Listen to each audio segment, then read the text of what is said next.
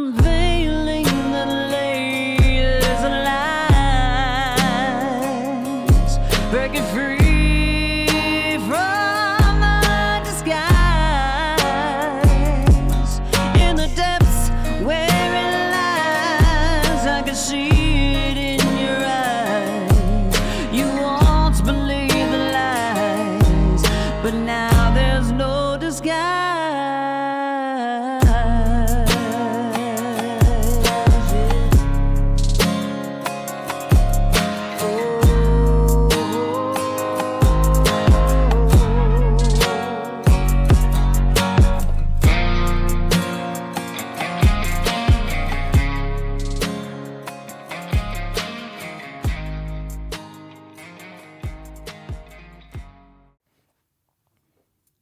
Welcome to the Point of Truth podcast with Jay. And she is Nani in the house, and Orange County-based mixed media artist.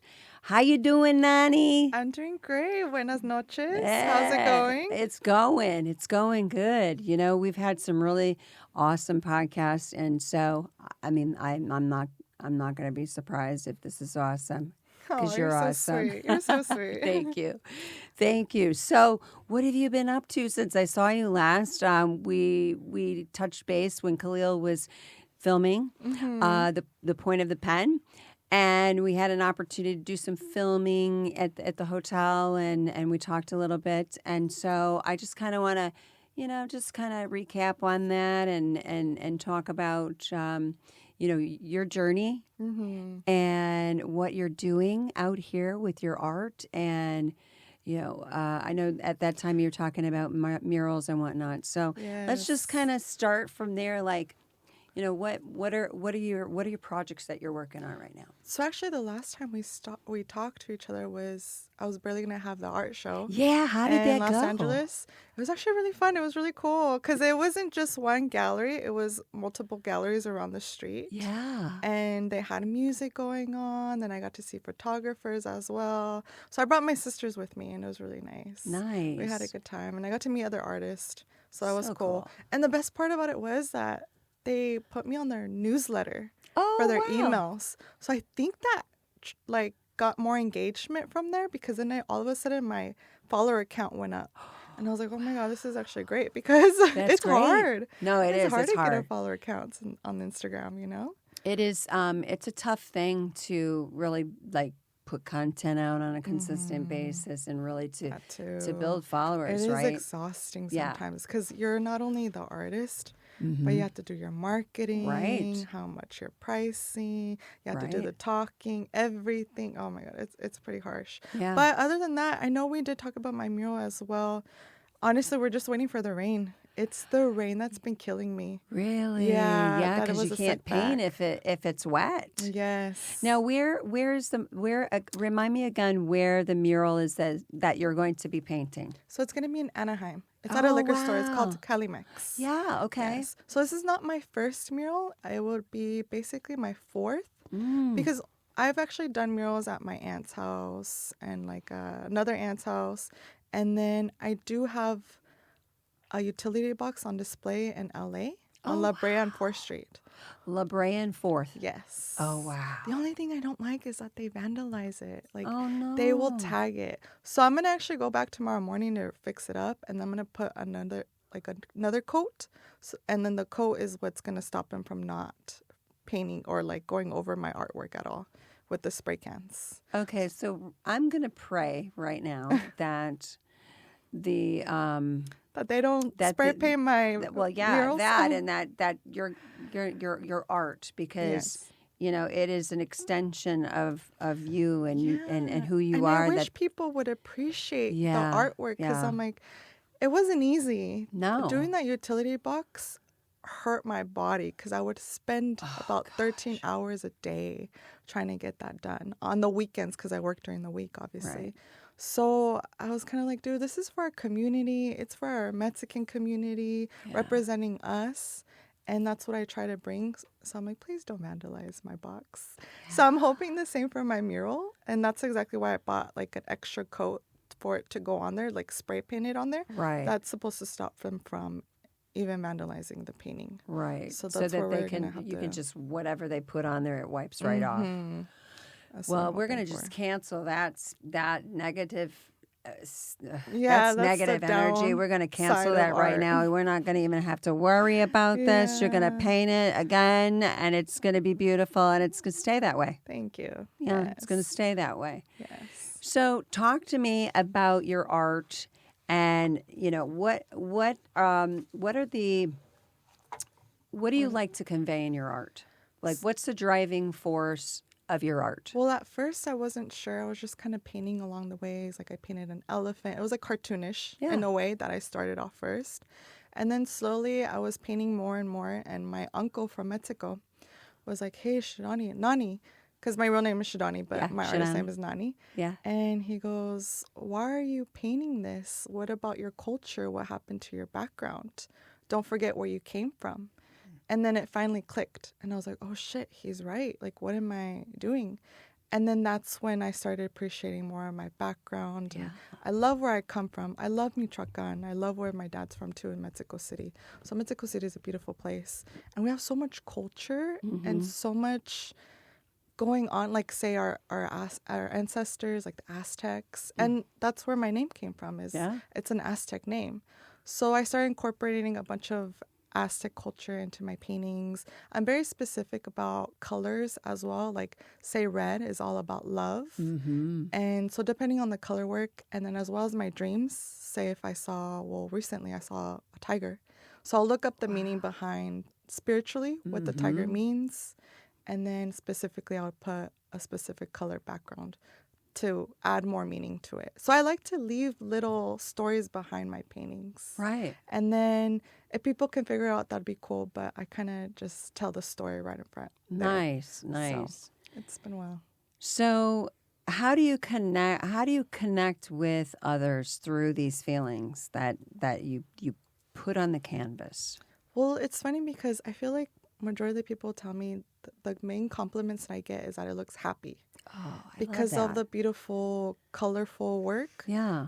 And I love that too, because it took me such a while to get there. Yeah. So I'm like, oh my God, this is what I'm glad you guys are happy seeing my paintings. Yeah. So that's what I feel like I inspire people as well, is to just in that moment to feel happiness, because we go through so much every day in our lives. So if they can just have that one moment to just appreciate something and be happy, that's the best for me, honestly. Talk about your journey. You're talking about the happiness, and so talk about that journey to happiness. Like what did that look like? Because I mean, just to basically, I guess what I'm trying to say is, you have this journey, right? And most of the time, it's something that we go about on our own, right? Yes. We're alone.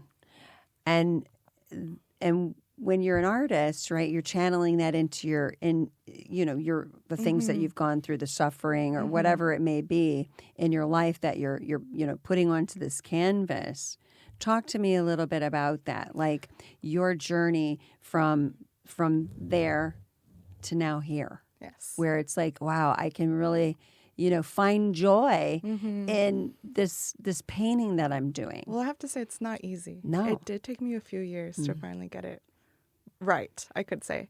So it started with my early 20s. I was just going through it. I wasn't doing well anymore in life. I was still working, of course, but the partying got to me. The alcohol wasn't doing me well. And finally, I said I was tired of it. I wanted to just move forward. And I feel like the death of my grandpa really helped me with that, because I felt like it was kind of his soul to help me move forward. And so I woke up one day, it was after New Year's, and I was like, that's it, I'm done. I give up alcohol, I give up partying. Wow. I just want to be by myself. I need to be by myself. And during that time, I did ask my mom. My mom's wonderful. I love my mom deeply. It's just not part of our culture to ask for help for a therapist. Right. And she said, no, you're not crazy. So I didn't know what to do. Yeah. And so I was like, okay, I'm just gonna have to do it by myself.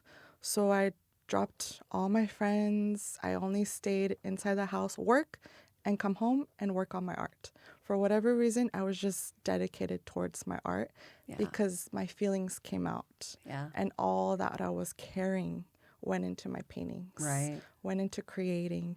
And slowly, after a while, I would just read self-help books, listen to good audios that would help you motivate you or keep Yeah. trying. And then I also turned my faith into God. I Yeah.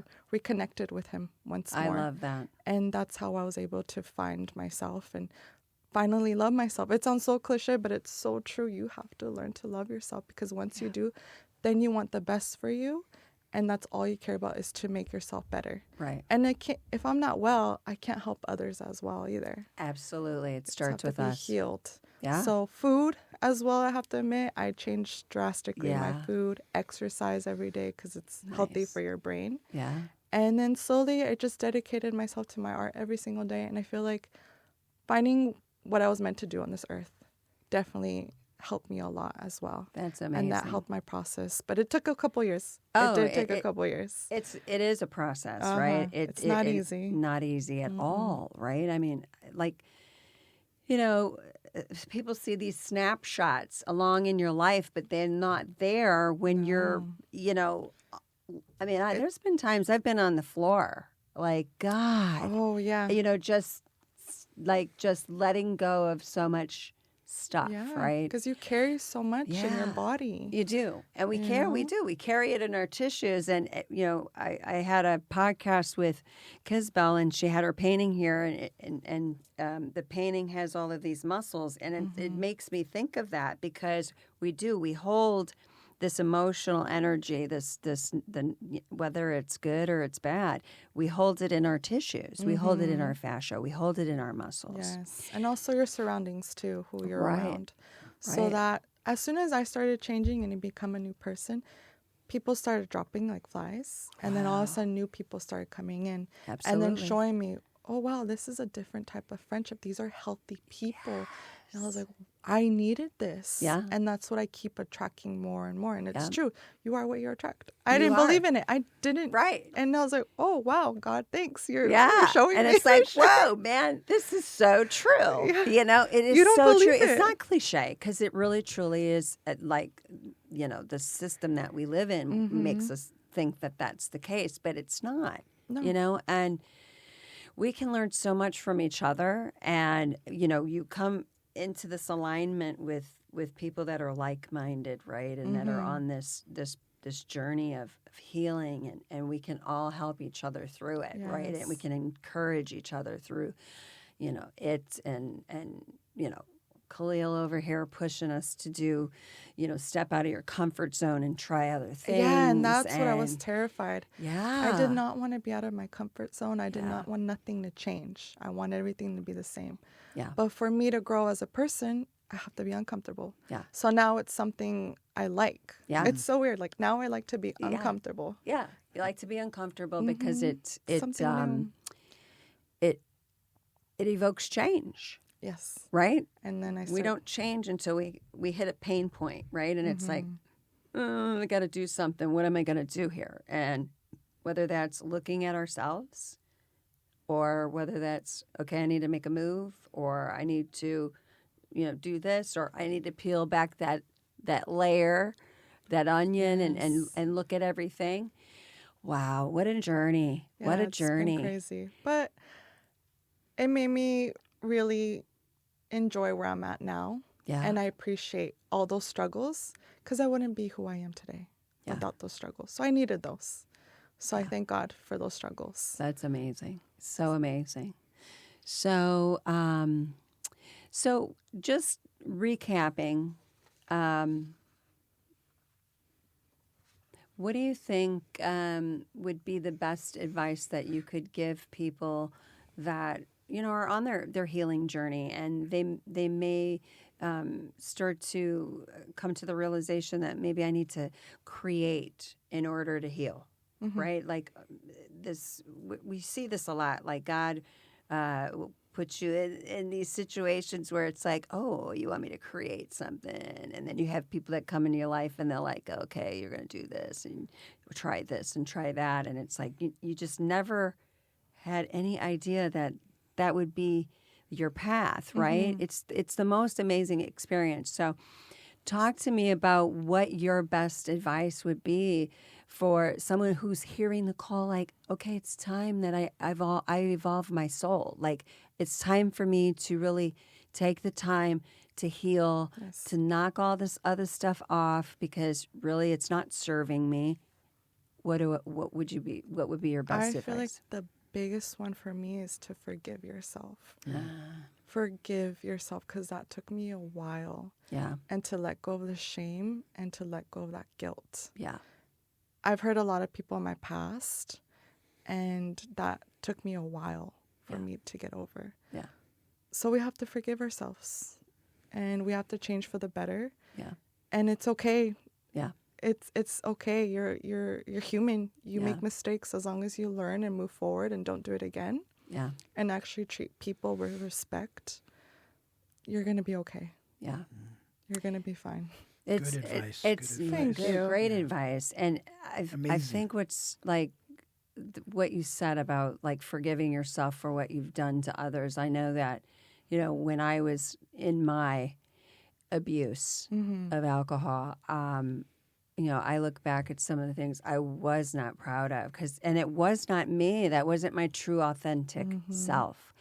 And I had to really forgive myself. And, I think atonement comes for that. So if you can atone to whoever that you hurt, then cool.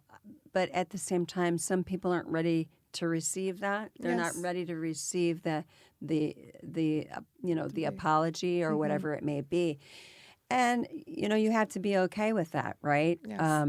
That, not everybody is going to be as forgiving as, but you can forgive yourself, right? And you can release yourself from that shame and that guilt. Yes. And, I've always said that, like, I know I've hurt people along the way. I'm sure. We all have. And that's, that's kind of the human experience. And, if anybody's listening, I truly, that hurts my soul, because it isn't. Yeah, it hurts. It isn't who I am. Yes. Yeah. And as long as you change for the better, you'll be okay. You have to be the change that you want to see in others, right? Yes. You have to step up and be brave and be an example of what change and transformation looks like. Oh yeah, big right? time. Yeah. Big time. You have Especially to be being an example. comfortable being uncomfortable. Yes, definitely. Yes. Big time. Yes, Big so- time. Yeah, thank you for I that had little to, bit. I had to throw in my little gem. Your little wisdom there. Your little. Because I used to get Nugget of nervous and wisdom. embarrassed, and I'm like, no, if I need to ask, I need to apologize, I need to apologize. Yeah. Without Absolutely. feeling embarrassed, because if I leave it alone, that makes it way worse. Yeah. Right. And right. if they don't accept my apology, hey, at least I tried. Yeah. Yeah, and in healing, there is a level of accountability. Whether it's accountability to the spirit, like sometimes you're not going to have that opportunity to say you're sorry to the person because they don't want to hear from you. Yeah. You know what I mean? Like they're not open, and there does have to be that openness. So, but yeah, and forgiveness. The power of forgiveness is an amazing thing. And all of it is really just this mindset, right? Just shifting, being grateful. It starts with being grateful. It starts being mindful about, And even communicating is a big deal. Yeah. I used to be the worst at right. communication. Yeah. Would never say nothing, hide my feelings. Yeah. It's a game changer. When did you Game changer. realize that it would be better to start communicating? At 25 or 26, in my late 30s. Wow. My 20s, sorry. Okay. I was in my late 20s. What's amazing is like I'm coming across so many younger folks that are really getting it. Yeah. And they're really going for really healing. So if we have any, I'm in my 50s. I'm not telling you how old I am. No, I'm 53. I'm 53. Damn. Just kidding. Well, thanks, Khalil. So, I mean, look, Kevin Hart. who says that you can't teach an old dog new tricks, right? Like that's foolish. You can. Yeah. You don't. Don't be a fool. Yeah. You can change it. If you're still breathing, there's a purpose. Find it.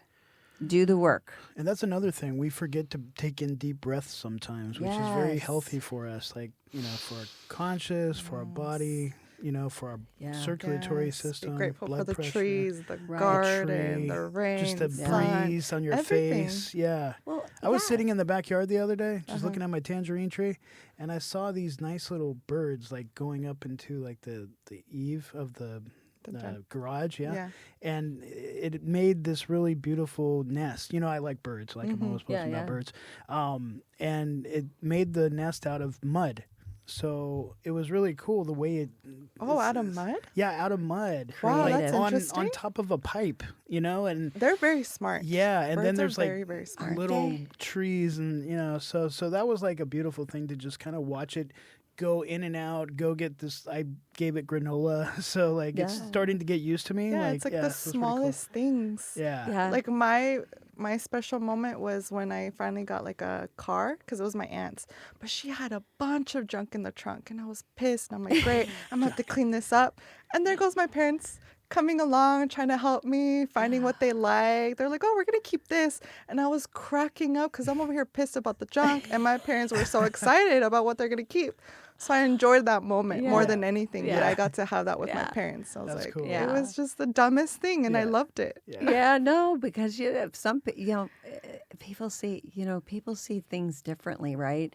And other people can help us see things that we are not seeing. So, So thank you so much for coming on, Yes. Nani. Thank you for It was having amazing. me. Thank you. And thanks for being in part of my film, Point of the Pen. Yes, Dude, you know what? It was so crazy meeting you, but I always believe you're supposed to meet these people in your life. So I'm so happy that I got that Absolutely. opportunity. Yeah, and likewise. I appreciate it, honestly. Yeah, it's definitely. a good thing. Jakai, right? Jakai. That's how you pronounce his name. Who? Jackie? Oh, Jay. Jay. Jay.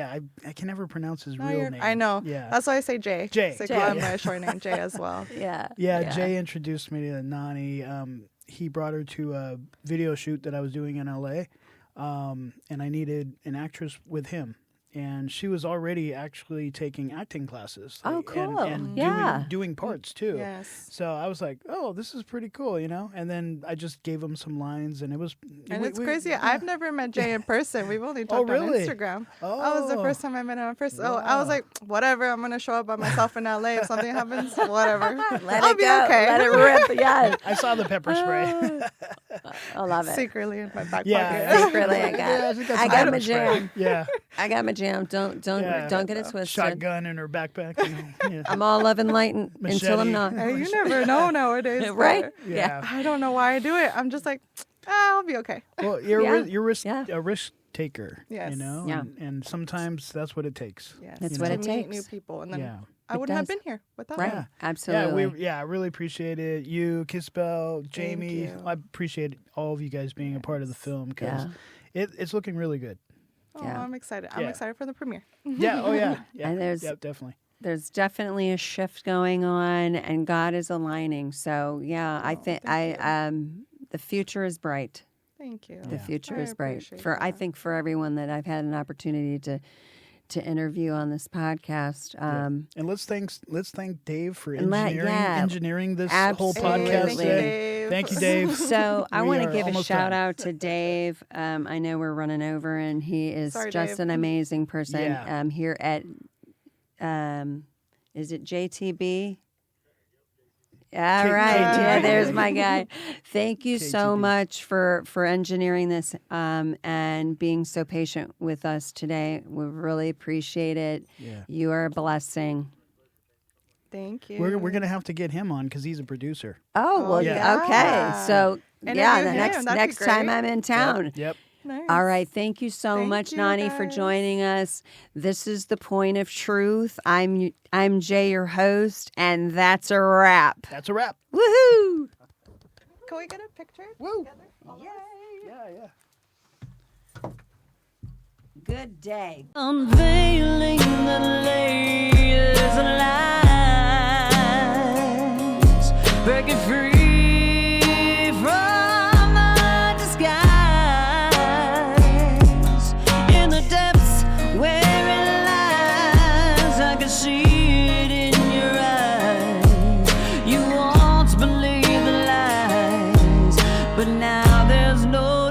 sky.